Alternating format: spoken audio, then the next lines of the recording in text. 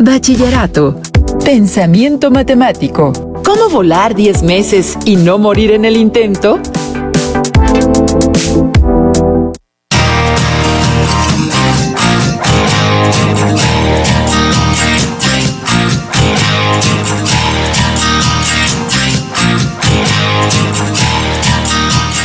Hola, bienvenidos a una emisión más de Paseos por Museos. Transmitiendo hoy desde... Córtale, programa equivocado. Ay, no sé en qué estoy pensando. Bienvenidos a Elemental, el programa que muestra las maravillas matemáticas en los lugares y situaciones más insospechados. Vaya que sí.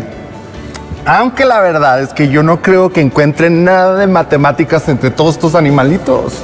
Cuando te cuente las hazañas de uno de ellos, te darás cuenta de que estabas equivocado. Me encantan las sorpresas, somos todos ojos y oídos.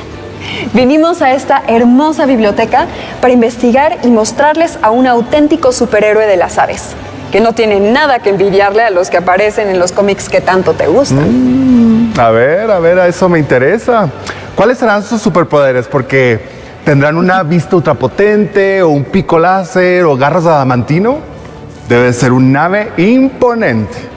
Elemental, mi comiquero amigo. Es imponente, pero no por nada de lo que piensas, ni tampoco por su apariencia. Les presento al único, al inigualable Vencejo. ¿Este pequeñín? Nunca me lo hubiera imaginado. Cuéntame, ¿qué lo hace tan especial? Pues este pajarito tiene el récord de vuelo más largo del reino animal. Nada menos que 10 meses. Y aunque hay otras aves que hacen largos vuelos como el albatros, ninguna se le compara. Pues con excepción de la puesta de huevos, el vencejo hace prácticamente todas sus funciones vitales mientras vuela.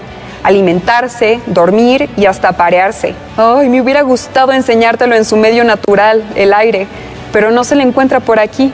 Vive en Europa y Asia, desde donde migra a África. Conozco a alguien que nos puede contar más sobre esta sorprendente ave y la importancia de las matemáticas para su estudio y conocimiento. Acompáñenos. Hola, estamos en Jóvenes en TV y estamos con la divulgadora de ciencia, experta en bienestar animal y ecología, Andrea Ugarte Vázquez. Andrea, ¿cómo estás? Bienvenida. Hola, ¿qué tal? Muchas gracias. Es un gusto poder compartir con todos ustedes. Claro que sí, gracias a ti. ¿Alguna vez has visto volar a un vencejo? No he tenido la fortuna de ver algún ejemplar. Cuando tenga la oportunidad de viajar tal vez a Europa o África, seguro será una experiencia muy bonita observarlo. Claro, específicamente dónde crees que te podrías encontrar alguno? Muy probablemente en África. En África, muy bien. ¿Cómo piensas que este animal puede volar por 10 meses consecutivos sin pisar tierra? Bueno, en general los vencejos pues están adaptados para la vida aérea. La razón a lo que lo atribuyen los zoólogos es que, bueno, comen y duermen mientras vuelan. Este es un dato muy interesante porque, bueno, únicamente nidifican al tocar tierra y esto varía. Por ejemplo, el vencejo común puede volar más tiempo que el vencejo pálido por los tiempos de cría.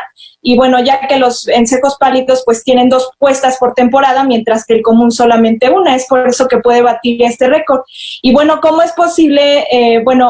Anders Henderström, que es un profesor del Departamento de Biología de la Universidad de Lund en Suecia, pues ha señalado que comen insectos mientras vuelan y cuando alcanzan una gran altitud y planean, pues duermen durante cortos periodos. Entonces, pues esto les permite como ahorrar energía y de esta forma pueden volar por tanto tiempo. O sea que aparte de condiciones alimenticias que quizá los vencejos deben de tener, me imagino que debe de haber como condiciones climáticas para que ellos puedan seguir su vuelo ininterrumpidamente. Bueno, sí, hay muchas variaciones climáticas obviamente durante su viaje, pero lo que ellos tienen como ventaja es que se mueven rápidamente, es decir, antes de que sus frentes meteorológicos, como son lluvias, zonas de baja presión, puedan interferir, ¿no?, en su vuelo. Por ejemplo, empiezan cuando el frente frío está a 500 o 600 kilómetros de distancia más o menos y van formando bandadas que primero se mueven hacia la parte baja y cálida. Es ahí donde todavía encuentran suficiente alimento y aún cuando hay lluvia, pues ellos bajan por alimento y entonces siguen su vuelo. Perfecto, qué interesante. Y en cuestiones de reproducción, por ejemplo, ¿cómo es que estos aves se reproducen? ¿Cómo anidan? ¿Dónde anidan? ¿Qué es siempre animal? Bueno, primero que nada el vencejo pues presenta un solo periodo de reproducción, el vencejo común. Solo presenta uno al año y siempre migra e hiberna al sur del Sahara en África. De hecho, no pasan más de 3 a 3 meses y medio en el área de cría y bueno, el resto del año está ocupado por la migración. Cabe destacar que bueno, la dirección de la migración que predomina desde Europa Central es de sureste a sur. Las poblaciones de Europa se desplazan principalmente por la península ibérica y el noreste de África y se reproducen debajo de una teja, por ejemplo, en algún agujero o alguna pequeña cueva. Entonces, bueno, esto es un dato interesante. Bueno, Siempre Animal es un proyecto de divulgación científica enfocado en bienestar animal. Precisamente nos gusta dar este tipo de datos. Bienestar animal, medicina veterinaria, ecología, biogeografía. Y bueno, nos hemos adaptado como un medio de comunicación. Qué padre y qué interesante proyecto Siempre Animal. Y me imagino que trabajando en Siempre Animal y en tus cuestiones de divulgación científica, de bienestar animal, de ecología, me imagino que hasta cierto punto las matemáticas están por ahí, se están utilizando, están implementando matemáticas dentro de su trabajo. Platícanos un poco de esto. Bueno, por ahora, más que nada son con estadísticas y porcentajes. Es muy importante tener esto, sobre todo para crear bases de datos e información para las publicaciones, interacción con el público que nos sigue. Y bueno, el estudio también de la bioestadística es muy importante. ¿Por qué? Porque desarrolla y aplica métodos estadísticos para el análisis, interpretación de datos, de información sobre alguna investigación. Entonces, siempre la estadística y los porcentajes, por ejemplo, son temas muy, muy importantes cuando quieres divulgar y dar datos exactos de algún tema.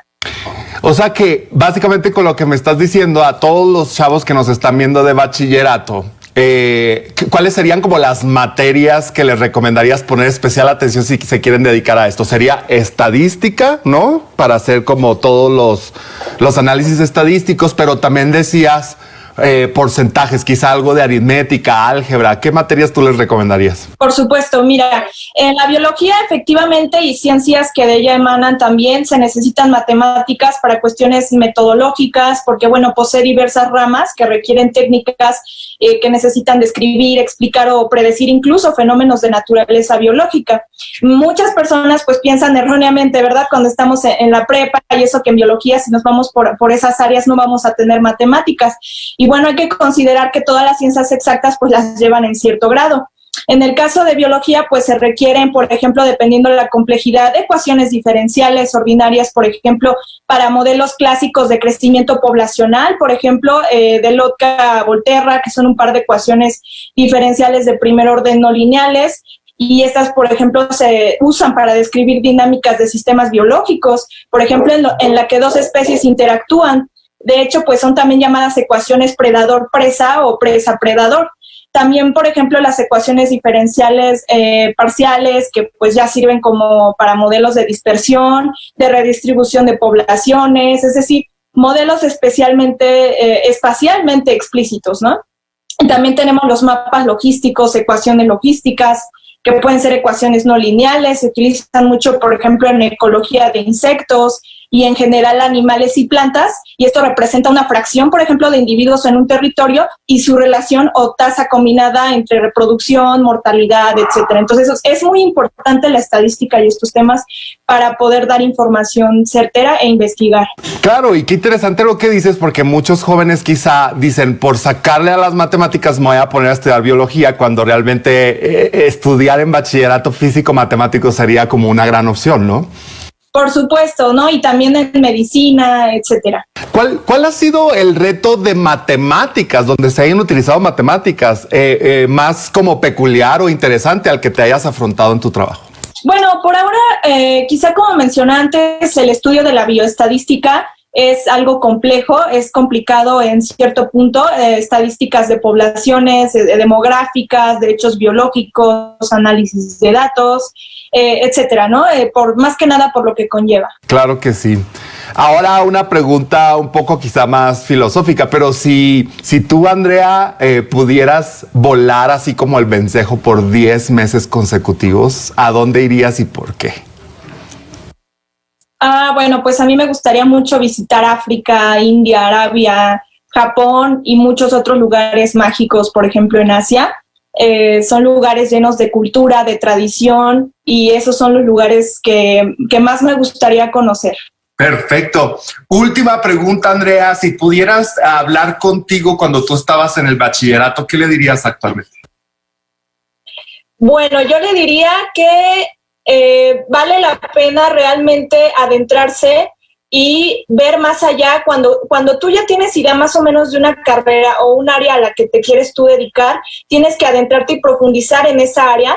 No tienes que tener prejuicios para esa área a la que vas a entrar, ni de que es muy fácil, ni de que es muy difícil. Tienes que adentrarte, ir investigando lo que vas a necesitar aprender, tal vez adelantarte un poco también para saber qué es lo que vas a necesitar o qué conocimientos reforzar, e ir sin miedo, porque bueno, todo en la vida es un riesgo, es tomar riesgos, y vas a tener mucha satisfacción cuando veas que esa decisión fue la correcta y que la tomaste de verdad sabiendo lo que implicaba y estando dispuesto a pagar el precio que implica. Así que es muy satisfactorio y de verdad todos los pasos que demos sin miedo. Muchas gracias, Andrea. Un placer platicar contigo. Esto fue Jóvenes en TV. Las alas. El secreto debe estar en las alas. Elemental, le diste en el clavo. Las alas del vencejo son una auténtica maravilla aerodinámica que ha llevado a los científicos a interesantes descubrimientos a través de su análisis experimental en túneles de viento. Vamos con nuestro siguiente invitado, que nos explicará más acerca de estos interesantes dispositivos y la importancia de la geometría del cuerpo para el vuelo. El día de hoy tenemos como invitado a un ingeniero aeronáutico que después se especializó en estructuras, el doctor Roberto Gómez Martínez. Muchas gracias por invitarme, a sus órdenes. Gracias. Nos gustaría que pudiera hablarnos primero de qué es un túnel de viento. Claro que sí, con mucho gusto. Un túnel de viento es un laboratorio. Es un laboratorio en donde estudiamos la respuesta de modelos a escala de estructuras, la mayor parte de estructuras civiles. Hacemos un modelo a escala, lo ponemos en el túnel de viento, que es un circuito por donde circula el viento. Este modelo a escala lo colocamos ahí y vemos cómo responde ante el flujo de viento. Y así observamos lo que le pasa al modelo a escala de la estructura. Obviamente, para estudiar la respuesta de la estructura, este modelo debe estar instrumentado. Pero no solo estudiamos estructuras, la respuesta de estructuras, también podemos estudiar problemas de confort o problemas de dispersión de contaminantes. ¡Wow! ¿Podría decirse que es como una prueba de calidad aeronáutica? No. Más bien, no tanto aeronáutica, yo usaría la palabra aerodinámica. Aerodinámica. Porque ahora con los edificios más altos, cada vez pues tienen problemas de viento, de vibraciones, pueden tener problemas de vibraciones, y se ha visto mucho en los huracanes recientes los daños que ocasionan, sobre todo en fachadas. Entonces, muchos de los estudios que hacemos para edificios sirven para estudiar problemas de confort y problemas de respuesta de la estructura ante viento, como las fachadas, para diseño de fachadas. Claro, wow. ¿Y qué importancia tiene el conocer la geometría de los cuerpos que se someten a este túnel del viento? Como le dije, nosotros estudiamos la respuesta de modelos de estructuras, modelos a escala. Entonces, para nosotros es muy importante conocer la forma y las dimensiones exactas de la estructura que vamos a estudiar. Como estructura puede ser un edificio, puede ser un estadio, puede ser una velaria, puede ser algún centro comercial. Todo eso lo necesitamos conocer con detalle. Entonces, por eso requerimos los planos generalmente arquitectónicos y estructurales de la zona o de edificios que vamos a estudiar, o de estructura que vamos a estudiar, con el objeto de generar su modelo a escala con la mayor precisión posible. Por eso es muy importante conocer la forma exacta del prototipo. El prototipo es la estructura que vamos a estudiar, y lo que hacemos es fabricar un modelo a escala, y lo estudiamos en el túnel de viento. ¿Cuáles son las principales relaciones matemáticas que utilizan para describir los fenómenos físicos que suceden en el túnel de viento? Claro que sí. En el túnel hacemos diferentes tipos de pruebas. Las relaciones matemáticas o la relación matemática que más utilizamos es la de presión. La relación de presión. La presión de la fuerza entre área. Eso es lo que revisamos básicamente en los modelos rígidos. Entonces, aquí lo que usamos es otros conceptos que van más allá de la presión. Ya estamos hablando de la parte dinámica. Entonces, usamos la velocidad, y la velocidad pues tiene una definición. Usamos el problema de vibraciones también, que son otra definición. Entonces, todos esos conceptos tienen asociados diferentes relaciones matemáticas, pero lo más sencillo son la presión estática y la presión dinámica. La presión dinámica, la última, como lo dije, es función de la velocidad al cuadrado. ¿Cuál velocidad? La velocidad del flujo que incide en la estructura o en el modelo de escala que estamos estudiando. Ok. Y finalmente, bueno, me gustaría como relacionar a esta ave que tiene como una estructura muy particular y de la que hemos estado hablando, el vencejo, ¿no? O sea, ¿qué le viene a la mente cuando piensa en esta ave? O sea, ¿cómo es posible que pueda mantenerse volando durante 10 meses seguidos sin tocar la tierra? A la mente me viene pues los conceptos de independencia y libertad, ¿no? Qué bonito poder estar en el viento 10 meses sin tocar tierra, ¿no? Pero pues definitivamente esta ave debe alimentarse. Y yo me imagino que se alimenta de los insectos que hay en el aire. Y segundo, para que también debe descansar. Entonces, la única forma de descansar de un ave de estas es cuando planea. Para ello, pues me imagino que puede ser que suba a grandes alturas y después posiblemente se deje caer y lo que venga haciendo es planear. Planear, ahorita voy a dar un ejemplo, mientras planea puede dormir. Entonces ahí descansa, despierta y puede volver a aletear. Entonces se está impulsando. Y cuando aletea puede volver a subir a otras grandes alturas y de ahí dejarse caer, planear y venir, ahora sí, como su nombre dice, planeando, ¿no? Simplemente a lo mejor abre sus alas y viene planeando. Recuerden que hay, por ejemplo, hay juguetes de madera balsa, avioncitos de madera balsa. Esos avioncitos usted los avienta y vuelan un rato, pero si encuentran alguna corriente de aire o los ponen en un ventilador, estos avioncitos siguen volando sin necesidad de alimentarse de algo, ¿no? Y entonces vuelan, ¿por qué? Porque primero tienen sus alas, segundo tienen un impulso. Entonces el vencejo pues es igual, tiene sus alas para impulsarse y después sus alas le permiten planear. Y esa le permite planear, ¿por qué? Porque sus alas de alguna manera tienen alguna forma aerodinámica que les permite planear y no caer al suelo, ¿sí? Sí, y nos podría decir, por ejemplo, en términos de eficiencia energética, ¿cuál podría decir que es más eficiente? ¿Las alas del ave o las alas de un avión? Pues sí es complicado, pero yo diría que posiblemente las alas del ave, ¿no? No están consumiendo. Las alas de un avión, para que el avión vuele necesita combustible. Y el ave, el vencejo, pues no requiere más que comer lo que encuentra en el aire. Pues bueno, le agradecemos mucho esta entrevista, doctor. De verdad, gracias por darse este espacio para platicar con nosotros. Y espero que no solamente hayan aclarado sus dudas, sino que tengan muchas más preguntas acerca de la aeronáutica, de la ingeniería aeronáutica. Y bueno, seguimos en este programa que es Jóvenes en TV. ¿De cuánto nos perderíamos si no contáramos con la ayuda de las matemáticas? Muchísimo. Y no solo datos curiosos o sorprendentes, sino incluso cosas tan importantes en la vida de muchas especies, como nos cuenta nuestro último invitado de este capítulo. Estamos ahora con el doctor en física, Octavio Miramontes Vidal. Bienvenido, doctor. Gracias por estar con nosotros. No, muchas gracias. Buenos días, saludos a todos. Buenos días. Estamos platicando un poco de este ave muy particular, el vencejo. ¿Qué características en cuestión de física nos podría decir que tiene de peculiar este ave? Bueno, esta es un ave muy, muy especial. Ya habrán escuchado algo de la biología. Particularmente lo que es interesante es que es un ave que puede mantener el vuelo durante mucho tiempo, meses inclusive. Entonces eso sí plantea toda una serie de retos a nivel de física en cuanto a la aerodinámica y a la eficiencia del vuelo y a las distancias que puede volar, ¿sí?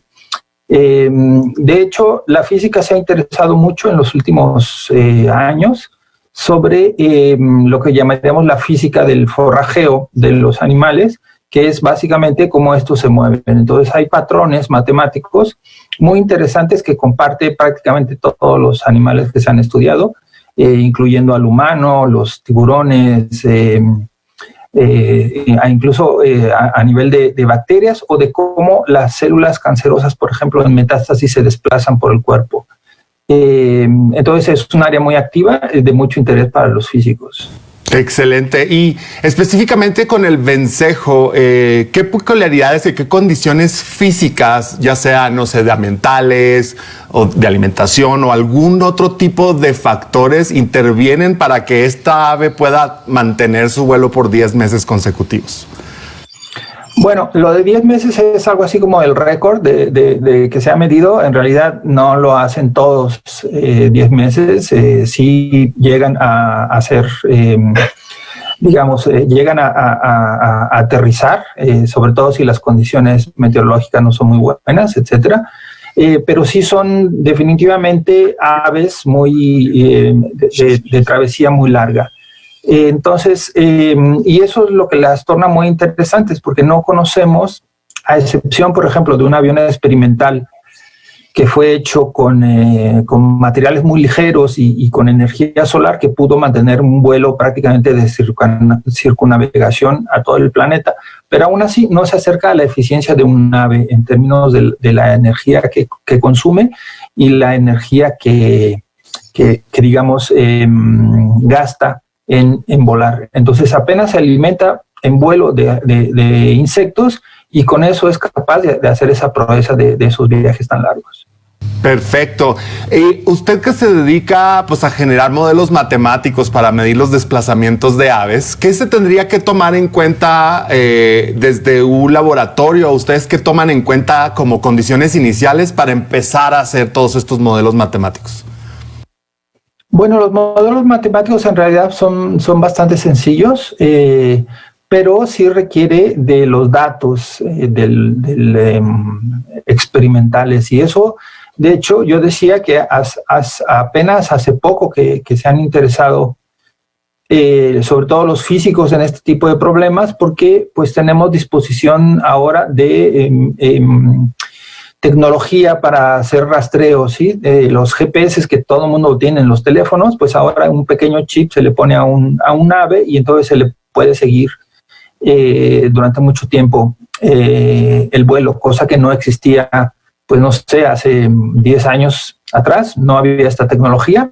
Ahora la tenemos, y entonces pues muchas incógnitas se van resolviendo. Esa tecnología es necesaria, contar con ella, y después pues básicamente lo que se hace son análisis estadísticos de los tamaños de las trayectorias, y para eso también hay métodos matemáticos que ya están bastante probados y bastante aceptados. Entonces yo creo que lo más complicado es simplemente poder ponerle un chip de estos al animal que vamos a estudiar.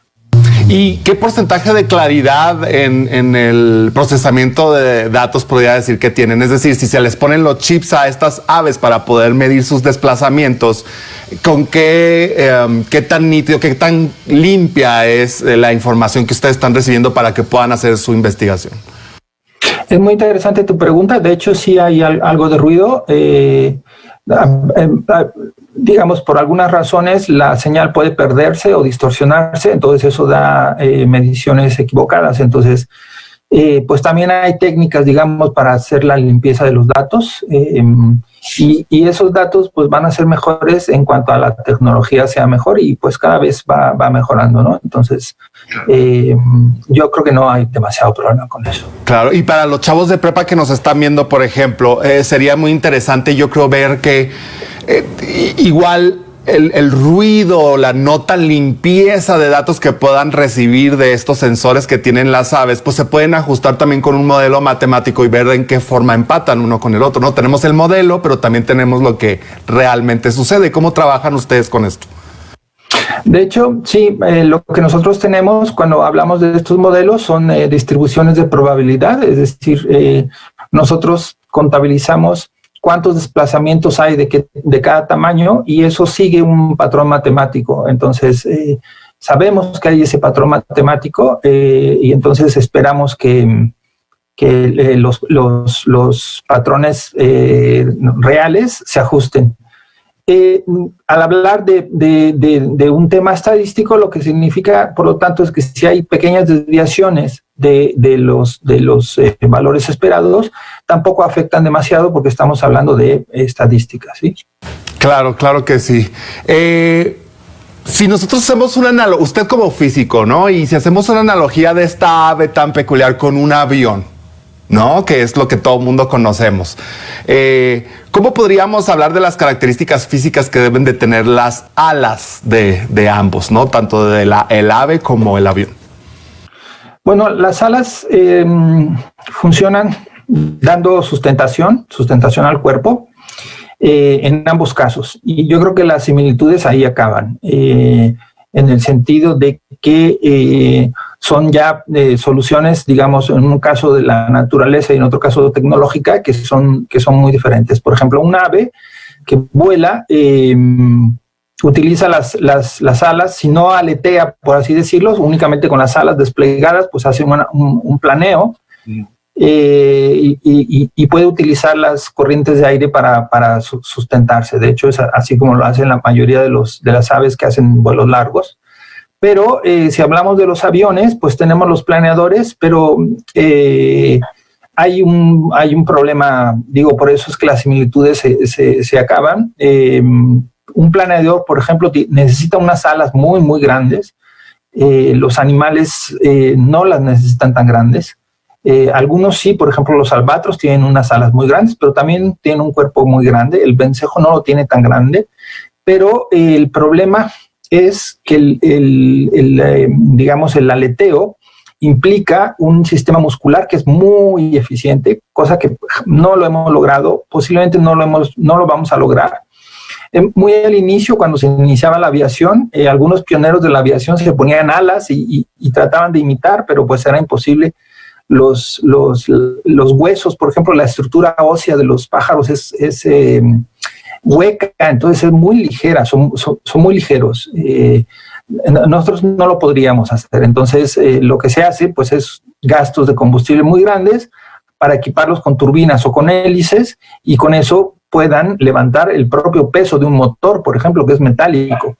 Entonces hay una eficiencia muy desfavorable hacia nuestras soluciones tecnológicas, y yo creo que esa es básicamente lo máximo que se puede hablar de comparación. Simplemente sirven de sustentación, es los mismos principios aerodinámicos, pero en términos de eficiencia, pues ni hablar, no hay comparación. Así es, y muy interesante desde el ramo de la física, cómo también utilizando métodos matemáticos pueden analizar todos estos desplazamientos de las aves y pues realmente ligarlos a algo de la vida cotidiana, ¿no? Que es lo que está pasando con los animales. Si pudiera usted hablar consigo mismo cuando estaba en el bachillerato en 140 caracteres, ¿qué se dijera acerca de esto? Bueno, yo cuando estaba en el bachillerato y desde yo creo la secundaria, que siempre quise dedicarme a este tipo de problemas, yo soñé con dedicarme a hacer la carrera de biología. De hecho, entré a la UNAM, a la carrera de biología, y rápidamente me di cuenta que no era por ahí. No me gustó lo que yo vi. Yo necesitaba, digamos, más teoría y más matemáticas. Entonces, lo que hice fue, un año después, cambiarme a la carrera de física y hacer la carrera de física, aprender todas esas herramientas en física, y después, a través del posgrado, regresar a problemas de biología. Entonces, soy un investigador en el Instituto de Física, hago física, pero muy orientada hacia la biología. Sí, mi sugerencia para los que realmente se interesen por problemas de matemáticas y física en biología es que hagan mejor una carrera en física y matemáticas y después se regresen a la biología en los posgrados. Bueno, pues muchísimas gracias, doctor Octavio Miramontes. Un gusto platicar con ustedes y continuamos en Jóvenes en TV. Recuerden que pueden ponerse en contacto con nosotros a través de redes sociales utilizando el hashtag Elemental. La pregunta de esta semana es, si tuvieras que volar durante 10 meses seguidos, ¿qué libro llevarías contigo? Y nos despedimos por hoy con una frase del aviador Charles Lindbergh. Si tuviera que elegir, Preferiría tener pájaros que aviones. Ahora vamos al siguiente saber, un fascinante tema de conciencia histórica. ¡Adiós!